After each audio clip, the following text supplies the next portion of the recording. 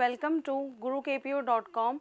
I, Shalini Taylor, Assistant Professor in Department of Science at Biani Girls College, welcomes you all for my video lecture on the topic named Introduction to Animal Cell Culture.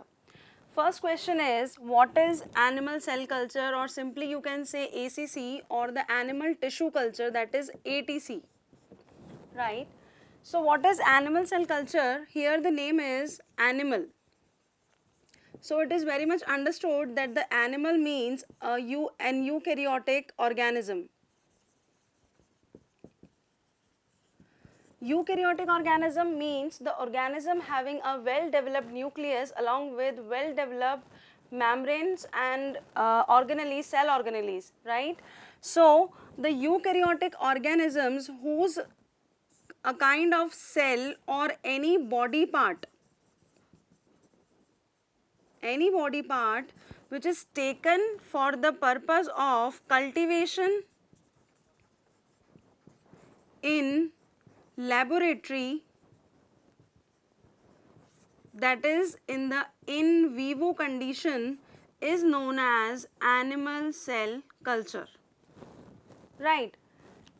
So whenever we are providing any in vitro or the artificial conditions along with the supplements in the form of nutrients which are essential for the growth and manipulation and the propagation of the cells or the different body parts of the particular organism, is known as animal cell culture. Now first of all, animal cell culture was discovered by a scientist named Ross Harrison in the year 1907. Ross Harrison सबसे पहले उन्होंने बताया था about the animal cell culture by the help of chick embryo extract.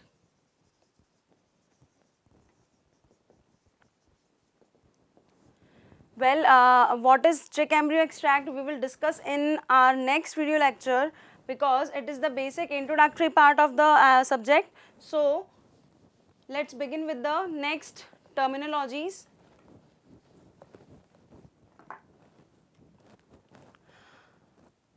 After knowing the basic definition of animal cell culture, here are some different kind of terms which are the basic terms, you can say, the basic terminologies without which you are not able to understand what is the animal cell culture. So here we begin with the first term, which is known as the primary cell culture. Now what is the meaning of primary cell culture? Primary means primitive and the cell culture means the growth of the cells in the in vitro conditions, right? So primary का मतलब यहाँ क्या हुआ? Whenever the cell is taken directly from the source organism, the cell which is taken from the source organism and provided important or the natural or the essential kind of media for its growth in the in vitro conditions, the culture so obtained is known as the primary cell culture, right? So the basic thing for the primary cell culture is that the cell should be taken directly from the source and not from the different thing. Now comes the second term, which is the secondary cell culture. Secondary cell culture means when we have prepared the primary cell culture and we again try to grow the cells taken from this particular culture, then we are obtaining the secondary cell culture, right? So the difference between the primary and the secondary cell culture is that the cell is not taken directly from the source organism when you are propagating the secondary cell culture. So what is the process we are calling here? It is known as passage either or simply subculturing. So subculturing is nothing but it is a phenomenon or a process in which the primary cell cultures are converted or propagated further into the secondary cell cultures. So these are the two types of cell cultures on the basis of the source from which they are taken. Now since we are saying that the cells which are needed from the source. What are these cells actually? These are also known as explants. Here explant doesn't mean that the cell part is taken from any eukaryotic plant. No, because we are talking about the animal here, so it is very much understood that whatever kind of cell you are introducing or propagating or multiplying is belonging to only and only to an animal, right? So here the explant can be any cell of any part of the body. It can be skin cell, it can be heart cell, it can be a muscle cell, it can be any kind of cell from the animal's body. Now how can we obtain the explant from the source? This is again a question. So here comes a term again which is known as biopsy. What is biopsy? Biopsy is a technique, or you can say yes, it is a technique in which we try to obtain the cell using a sharp instrument. It is a needle or the syringe like instrument from which which is inserted into the body of the organism, and the cell is extracted out, which is then provided a basic medium for its growth. So biopsy is the most basic kind of technique which is being used for the purpose of obtaining the cells from the source body.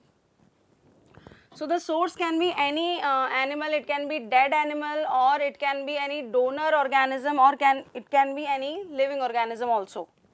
Moving on to the next term.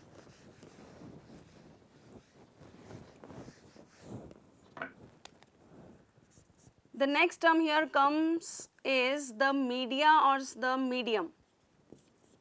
What is the medium? Medium here means the essential supplements in the form of nutrients which is being provided to the explant in the in vivo condition for its growth. Right? Whatever kind of supplements or the nutrients a particular kind of cell needed is provided in the form of medium into the in vivo condition. Sorry, not in vivo, in vitro conditions. I'm sorry. It's in vitro condition. In vitro का मतलब है यहाँ पर artificial conditions. Artificial conditions or the lab conditions where we are propagating the cell, providing the artificial media, right?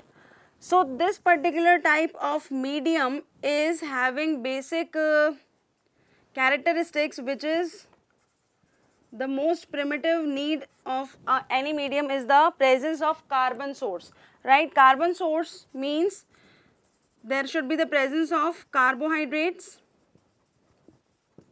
Next is the nitrogen source in the form of amino acids or peptides. Then comes different types of ions or salts which are required by the cells for their growth, like sodium ion, magnesium ion, potassium ion, calcium ion, chloride ion, etc. along with certain kind of hormones. Since we are talking here about the animal cell, that is the eukaryotic organism, therefore the presence of hormones is very, very important into the medium. So this medium varies according to the cell type, whichever kind of source or the cell you are extracting for the purpose of its growth, right? Moving on to the next term, here we talk about the cell lines. Cell lines are, these are the cells of specific function. Specific function means all the cells which are obtained from the primary cell cultures, they give rise to a specific kind of cell line. A specific kind of cell line means the cell line having the ability to perform a single kind of function. They have a similar kind of origin, physiology and anatomy. So whenever you are obtaining primary cell culture and this primary cell culture are further grown, they will give rise to a specific kind of cell line, right? Next term here is the type of cell line.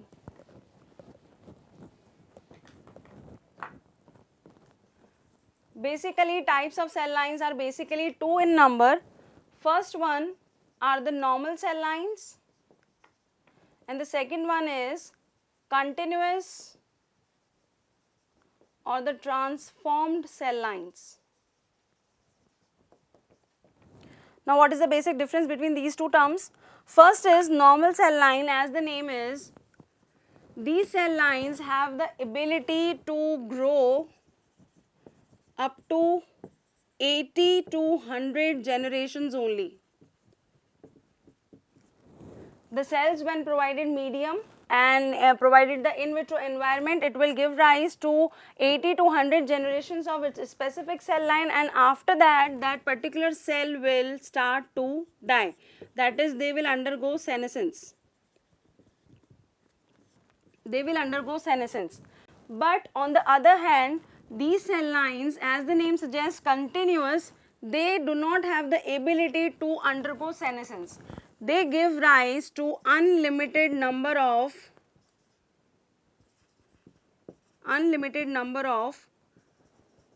cell generations, say up to unlimited number. So they form generations more than 100 to 200, and they keep on multiplying and multiplying and multiplying. Therefore, they sometimes also known as tumorous cell lines. Tumorous cell lines only because they are having the ability of dividing unlimitedly. That is why they are known as tumorous cell lines. They are not forming any kind of cancer, mind it, right? So continuous cell lines are also known as transformed cell line, is because of the same phenomena again. That is, they have the power of multiplying a number of times. Now, what are the basic differences between the normal cell lines and the transformed cell lines? First difference is the number of generations. As we have already discussed, यहाँ पर limited number of generations होती हैं and here is unlimited number of generations. Next is the dependency to form anchorage with the substratum is the cell lines so formed in the normal cell lines are always and always anchorage dependent,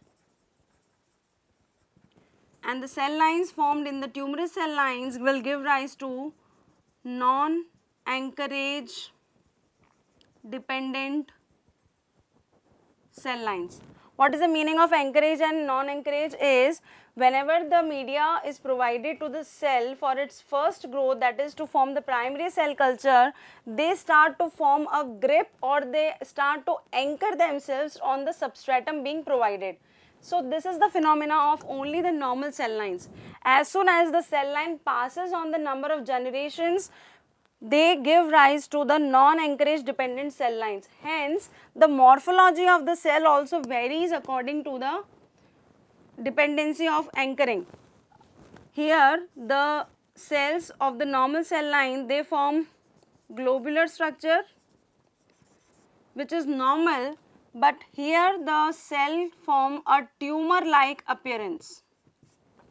They form a ball-like appearance of the tumor-like cells. Second, these cells are not transformed and these are transformed. requirement of media is high for the normal cell lines, and here the requirement of media is low for the tumor cell lines. Media requirement. So these are the basic differences between these two cell lines.